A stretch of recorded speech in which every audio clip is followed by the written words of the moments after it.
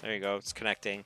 So in about 10, I think I found there's a 10-second delay between me and what's going on air, but you'll see it pop up in a few seconds, the L bar.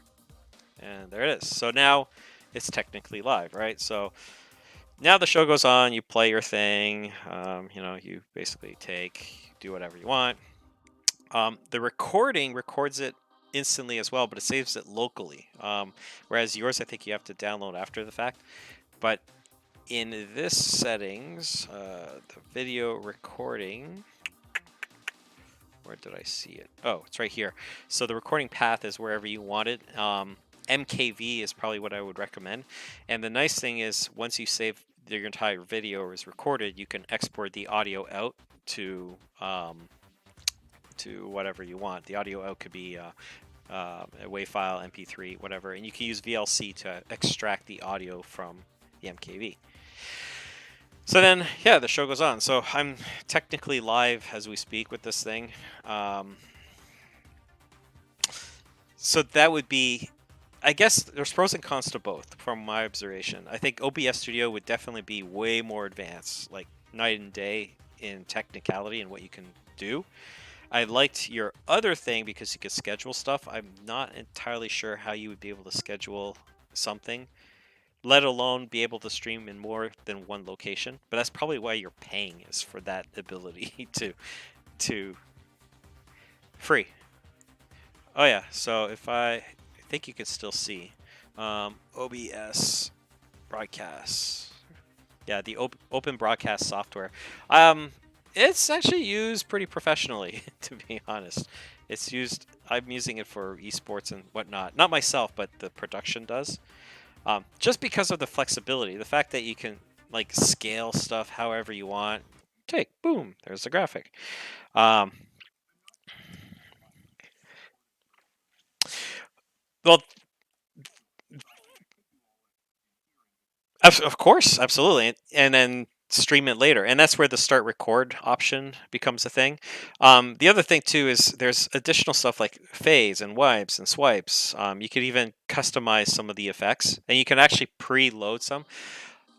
There's a fade to black, fade on, cut. Oh, let's pick another one. Transition. I could default all this stuff, and all this stuff is hotkeyable too, which I haven't shown. But in the hotkeys, I can basically set everything to be a hotkey. So, have you ever heard of the Stream Decks? That would probably be a good investment for you, just in general. I'll show you why. It's basically one of these things. It's a programmable, I guess, 15 key button, and you can get bigger ones, you get smaller ones, but this one's the best one. This would be natively compatible with it. So you could basically have your left hand on this Stream Deck and press a button and it would take camera 1. Press another button, take camera 2. Press another button, it would do a transition. Another button, add a key, a lower third, and so on and so on and so on, right? So this whole thing, this basically it's a USB connection. It connects to your system, and then everything you want, even like a button to start the recording or a button to stop the stream or start the stream. So it's all like it's all in here, right? So you could assign like just global buttons to do whatever you want, or keyboard. It definitely supports green screen. I just haven't played with it.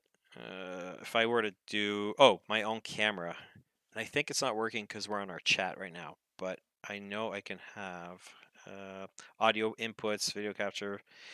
This one is the existing video capture. Let's see what it's giving me right now.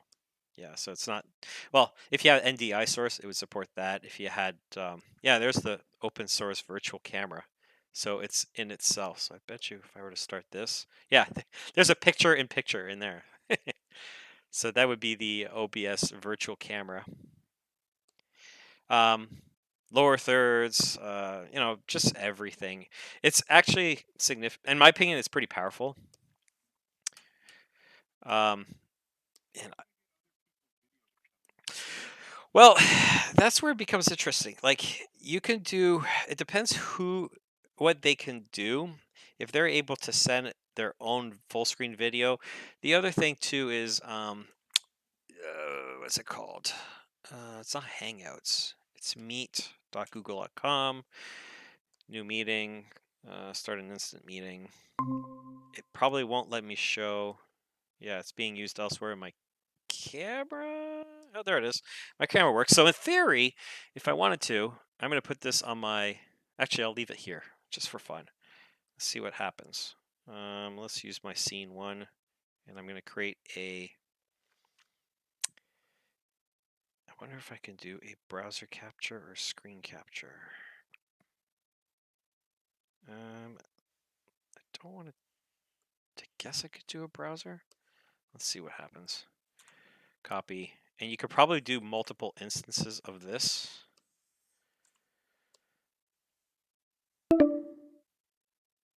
It's asking for a video to join, so that didn't work. Let's cancel that. Let's do another one. Display capture, sure. Capture cursor. There's got to be a screen capture, and oh, is it the virtual camera? I was starting to read on it this morning. Oh, Windows capture. There you go. That would probably be. It's popping up on my other monitor.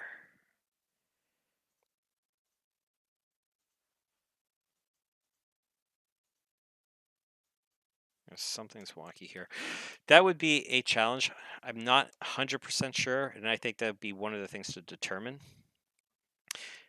Oh yeah, I should have said you could group a lot of these things too if you wanted to group like this group to be your audio, your video capture, your media source, and that's just one thing, and then you can group that and scale that entire group. You can take that group, you can save that group as well. I'm pretty sure. Oh, there's the deck link stuff. Unless it's under profile when the stream stops.